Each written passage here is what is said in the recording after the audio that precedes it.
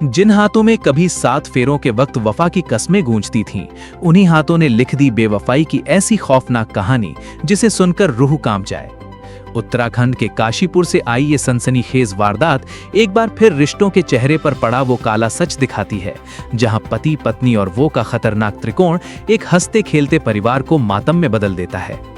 एक तरफ था भरोसे से भरा पति, दूसरी तरफ था छुपा हुआ रिश्ता, और इनके बीच शुरू हुआ मोहब्बत का वो खूनी खेल जिसमें अंत हुआ एक निर्दोष जिंदगी का। कहानी की मुख्य किरदार वांसखेड़ा निवासी गुड्डी, जिसने अपने ही पति कुलवंत सिंह को रास्ते से हटाने की साजिश रची, और इस साजिश में उसका साथ दिया उसके प्रेमी कपिल मौर्य ने।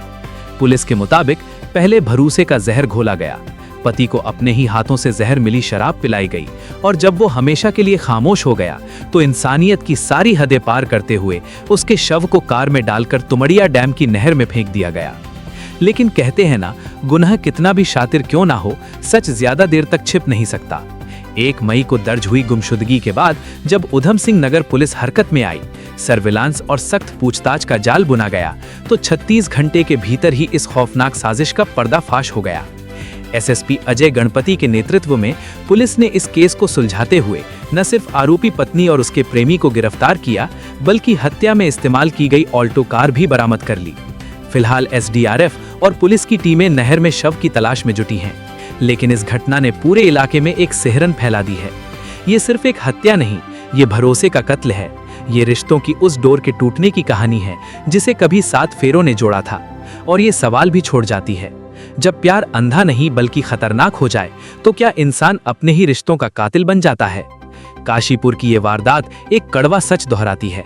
जब हवस, लालच और बेवफाई सिर चढ़कर बोलते हैं तो खून के रिश्ते भी पानी बन जाते हैं। दिनांक 1 मई 2026 को कोतवाली आईटीआई में एक सूचना प्राप्त हुई, जिसमें वादिनी चंद्रवती पत्नी राम प्रसाद, जो रहने वाली थाना स्वार जनपद रामपुर की है, इनके द्वारा एक सूचना दी गई थी कि उनका बेटा, जिनका नाम कुलवंत सिंह है, ये 25 अप्रैल से मिसिंग है। उस कंप्लेंट के आधार पे तुरंत उसमें मुकदमा पंजीकृत किया गया था और संदिग्धों से पूछताछ की जा रही थी।